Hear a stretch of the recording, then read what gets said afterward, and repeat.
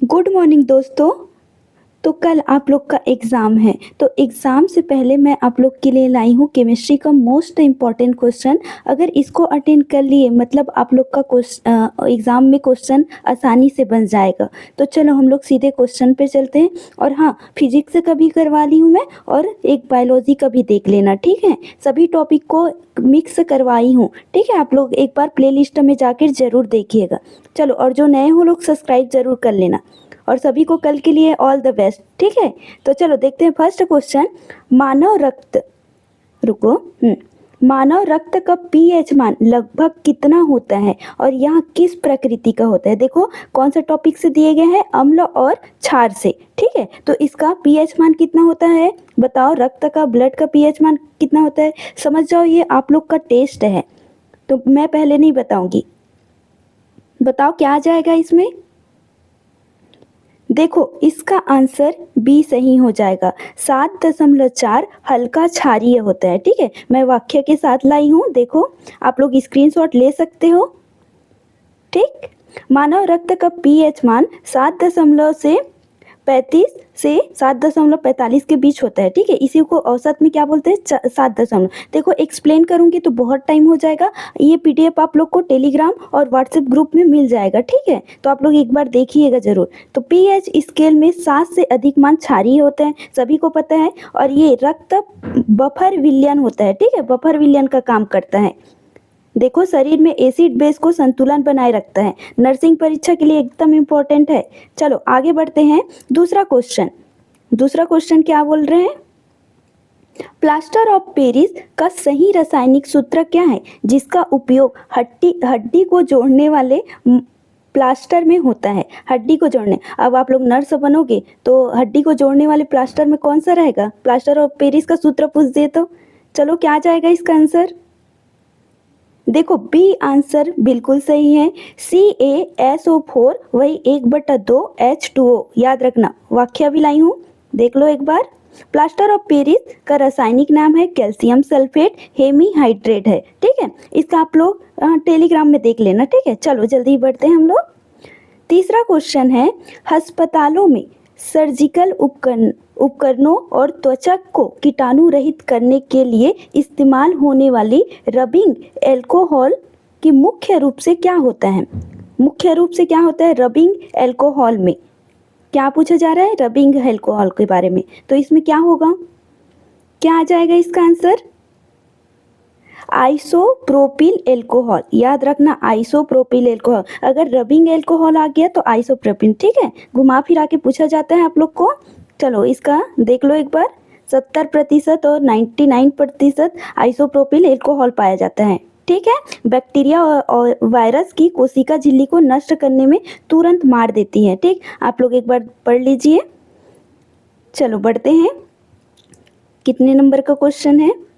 हाँ, डायबिटीज के मरीजों के यूरिन टेस्ट में ग्लूकोज की उपस्थिति का पता लगाने के लिए किस रसायन अभिकर्मक का उपयोग किया जाता है। बताओ इसका क्या हो जाएगा।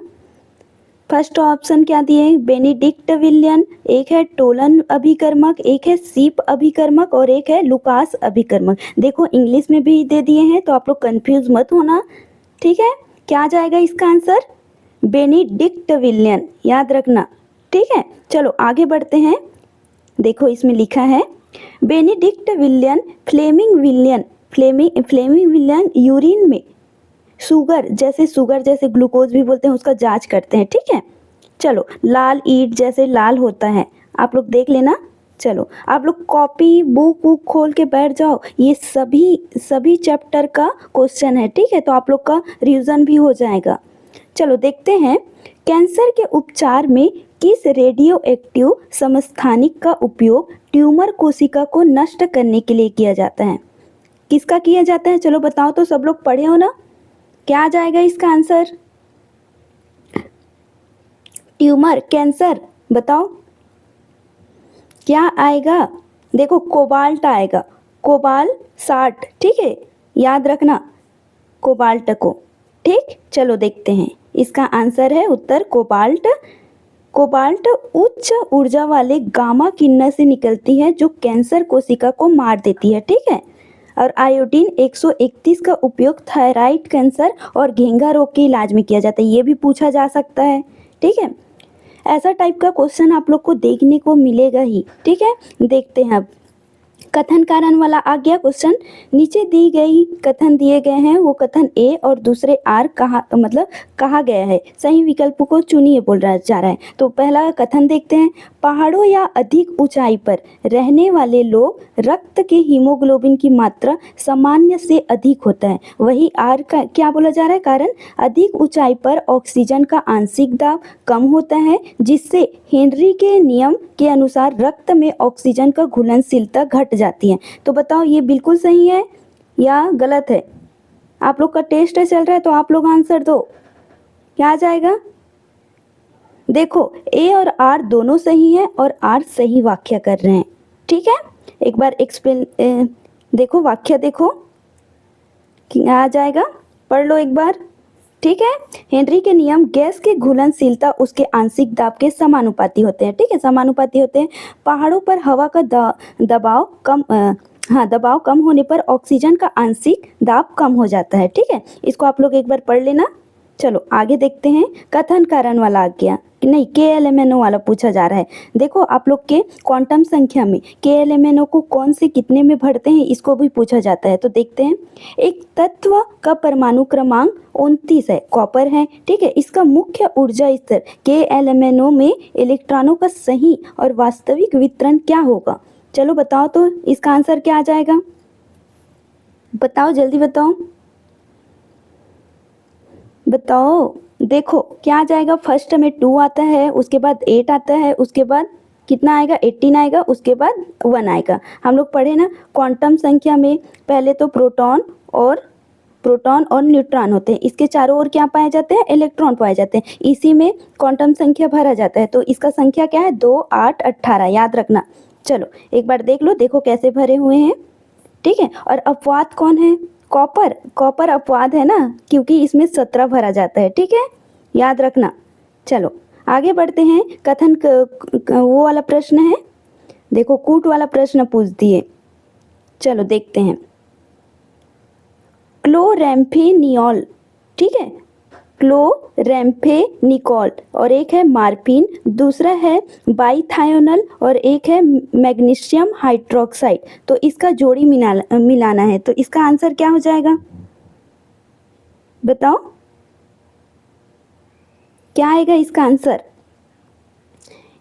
इसका आंसर ए सही है। देखो क्लोरैम्फेनिकॉल किससे द्वारा होगा, टाइफाइड बुखार में। ठीक है, देखते हैं ये कैसे नहीं चल रहा है, सॉरी। चलो टाइफाइड में मार्फिन का उपयोग कहाँ होता है, दर्द निवारण के लिए। वही बायोथाइनल का क्या होता है, मेडिकेटस साबुन में बनाए जाते हैं। ठीक है, मैग्नीशियम हाइड्रोक्साइड का पेट की अम्लीयता को दूर करता है। ठीक है, एंटासिड बोलते हैं। पेट की अम्लीयता को दूर करने के लिए आप लोग क्या पीते हो, इनो का इस्तेमाल करते हो ना। ठीक है, तो इसका आंसर क्या हो जाएगा, पी का 2 हो जाएगा, वही क्यू का क्या हो जाएगा, 1 हो जाएगा, और आर का 4 हो जाएगा, और एस का 3 हो जाएगा। तो कौन से ऑप्शन में दिख रहा है आप लोग को, पहले तो चेक करना 2 किस में दिए गए, मात्रा इसमें और इसमें दिए गए। अब क्यू किस में दिए गए हैं, 1, तो ये आंसर सही हो जाएगा, फर्स्ट आंसर। आप लोग जल्दी बनाने की कोशिश करना, क्योंकि एग्जाम में टाइम नहीं मिलता। ठीक है, देखो इसका उत्तर देखो पूरा लिखा हुआ है। ठीक है, आप लोग एक बार पढ़ लो। चलो ये PDF तो आप लोग को मिल ही जाएगा। अब देखते हैं कथन, जल H2O का क्वथनांक हाइड्रोजन सल्फाइड की तुलना में बहुत अधिक होती है। कारण क्या बोला जा रहा है, ऑक्सीजन की विद्युत ऋणात्मक सल्फर से अधिक होने के कारण जल के अणुओं के बीच मजबूत अंतर आणविक हाइड्रोजन बंध पाया जाता है। तो बताओ इसका आंसर क्या हो जाएगा, पढ़े हो ना सब लोग, ऐसे घुमा फिरा के क्वेश्चन पूछा जाता है कथन कारण वाला।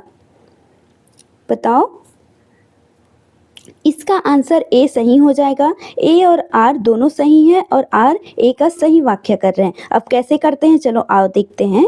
वाक्य के साथ लाई हूँ, आवर्त सारणी के नीचे आवर्त सारणी के नीचे पर आणविक द्रव्यमान बढ़ता है, जिससे H2S का क्वथनांक अधिक होना चाहिए था, लेकिन H2O हाइड्रोजन बंध बनने के कारण इसके अणु आपस में कसकर जुड़ जाते हैं। ठीक है, इन बंधों को तोड़ने के लिए अधिक ऊर्जा की आवश्यकता होती है। ठीक है, नर्सिंग छात्रों के लिए मानव देखो शरीर में आवश्यक है बोल रहे। ठीक है, ये आप लोग पढ़ लेना। चलो देखते हैं, अब फिर से पूछा जा रहा है परमाणु क्वांटम संख्या, क्वांटम मॉडल और संकरण के संबंध में निम्न कथनों पर विचार कीजिए। चलो करते हैं। क्रोमियम के एम सेल मतलब तीसरे कक्षा में कुल 13 इलेक्ट्रॉन होते हैं। ठीक है, वही अमोनिया की अणु आकृति त्रिकोणीय पिरामिड होती है, जिसमें P3 संकरण होते हैं। किसी मुख्य सेल N में अधिकतम इलेक्ट्रॉन की संख्या रखने पर उसका सूत्र 2n2 होता है। तो इसका आंसर क्या आ जाएगा? चलो बताओ, इसका आंसर क्या आ जाएगा? देखो, इसका आंसर 2 और 3 सही हैं, 1 का गलत है। कैसे गलत होगा आइए देखते हैं। अरे सभी सत्य है, सॉरी हाँ सभी सत्य है। ठीक है, इसका आंसर है सभी सत्य। चलो मेरे से मिस्टेक हो गया था, चलो कोई बात नहीं। इसका क्या आ जाएगा? तीनों सही हैं, एक बार देख लो। ठीक है, बोरबेरी नियम अब भी बताई ना, इसके चारों ओर इलेक्ट्रॉन होता रहता है। ठीक है, तो 2n2 का सूत्र लगता है, बिल्कुल सही है। ठीक है, चलो आगे बढ़ते हैं। यदि 4 सोडियम हाइड्रोक्साइड, देखते हैं, 4 सोडियम हाइड्रोक्साइड को जल में घोलकर कुल 250 ml विलयन तैयार किया जाता है, तो इस विलयन की मोलरता क्या होगी? ठीक है, दिया गया मान। ठीक है, चलो देखो बताओ इसका आंसर क्या आ जाएगा? चलो जल्दी बताओ क्या आएगा? देखो बी आंसर सही होगा, 0.4 मोलरता। ठीक है, देखते हैं इसका वाक्य के साथ। देखो एक्सप्लेन किए गए हैं। मोलरता कितना सूत्र दिए गए हैं, NaOH का अनुभार कितना दिए गए हैं, 23 प्लस 16 प्लस सबको एक साथ जोड़ना है। विलेय का मोल 4 बटा, एक बार देख लेना क्वेश्चन। ठीक है, क्वेश्चन ऊपर है, आप लोग PDF दूंगी तो आप लोग एक बार प्रैक्टिस जरूर कर लेना। देखो इस चैप्टर से ऐसा टाइप का क्वेश्चन पूछा जा सकता है। ठीक है, तो आप लोग ना दूसरे मतलब और तैयार करना है इसी बेस पे। ठीक है, चलो आगे देखते हैं। कथन कारण वाला आ गया। नीचे दिए गए कथन और दूसरे के कारण को सही विकल्प चुनिए बोल रहे हैं, तो कथन को पढ़ते हैं जी। चलो, पोटेशियम परमैंगनेट अम्लीय माध्यम में एक अत्यंत शक्तिशाली ऑक्सीकारक की तरह कार्य करते हैं। अब कारण क्या बोला जा रहा है? अम्लीय माध्यम में KMnO4 मतलब वही पोटेशियम परमैंगनेट की उपस्थिति में मैग्नीज की ऑक्सीकरण संख्या +7 से बदलकर +2 हो जाता है, अर्थात यह 5 इलेक्ट्रॉन को ग्रहण करता है। तो इसका आंसर क्या हो जाएगा? कथन कारण वाला बताओ, पहले तो दोनों रिलेट हैं या नहीं है एक दूसरे के? ठीक है, बताओ, और सही व्याख्या कर रहे हैं या नहीं कर रहे हैं ये भी बताओ।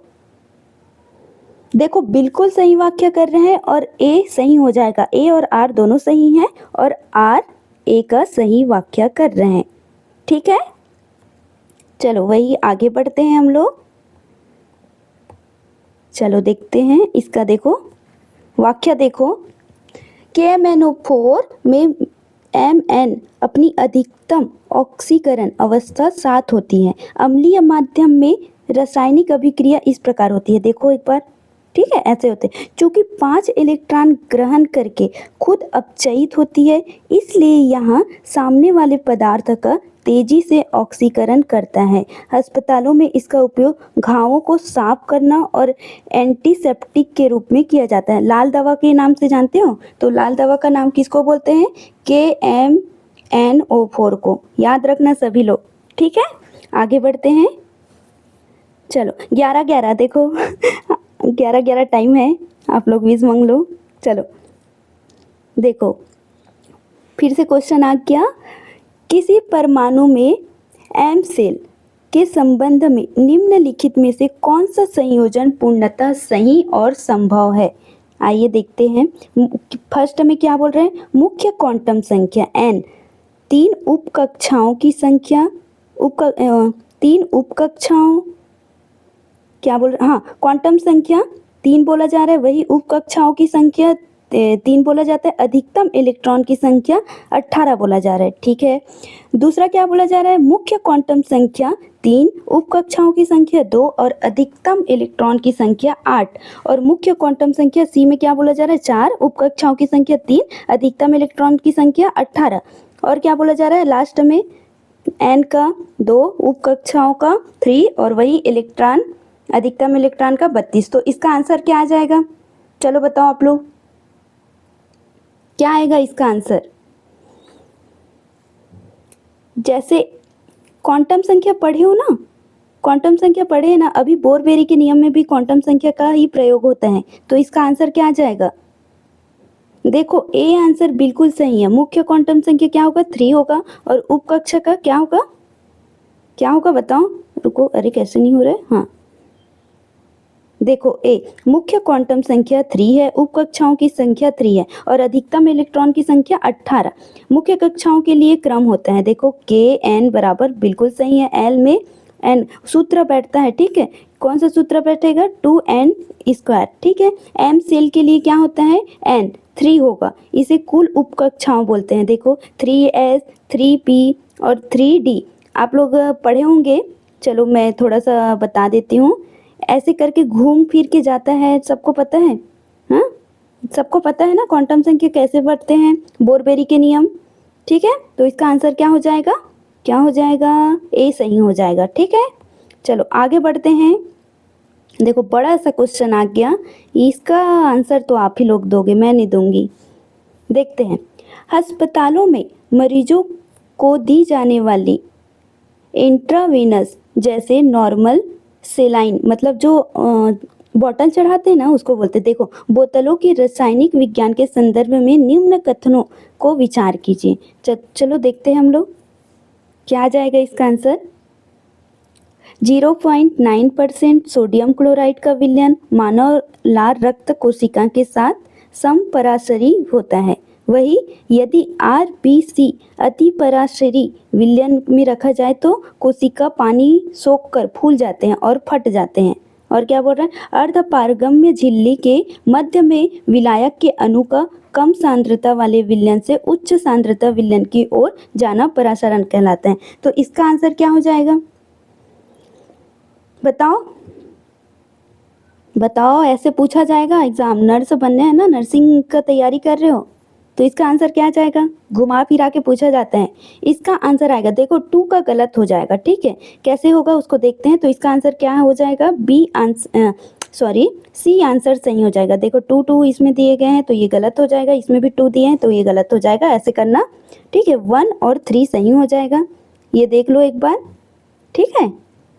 इसका व्याख्या देखो गलत क्यों है, अति पराशरी विलयन की सांद्रता अधिक होती है, जिससे कोशिका के अंदर का पानी बाहर निकल जाता है और कोशिका सिकुड़ जाती है। फूलती तब है जब उसमें अल्प पराशरी में रखा जाता है। अति पराशरी विलयन जानते हो, और अल्प पराशरी क्या बोलते हैं उसको, काजू किशमिश, हाँ किशमिश खाए हो, किशमिश कैसे होता है बताओ तो, एक बार सूख जाता है, उसी को हम लोग विलयन में डालेंगे तो क्या हो जाता है, वो फूल जाता है। देखना कभी कभी अगर हम लोग खीर में डाल देते हैं तो वो फूला हुआ रहता है, ठीक है। चलो आगे बढ़ते हैं, लास्ट क्वेश्चन है, नहीं लास्ट क्वेश्चन नहीं है, हाँ चलो देखते हैं, हाँ लास्ट क्वेश्चन है ये, क्या बोला जा रहा है, सूची 1 सूची 2 को मिलाओ करके। तो इसका आंसर देखते हैं, प्रोटीन और एक है कार्बोहाइड्रेट जैसे सेल्यूलोज और DNA और एक है हीमोग्लोबिन। तो इसका आंसर क्या आ जाएगा, चलो मिलाने की कोशिश करो। प्रोटीन में कौन सा बंध बनता है, सब लोग अभी लास्ट चैप्टर में पढ़े हो, प्रोटीन में पेप्टाइड, पेप्टाइड बंध बनता है, वही कार्बोहाइड्रेट में क्या बंध बनेगा,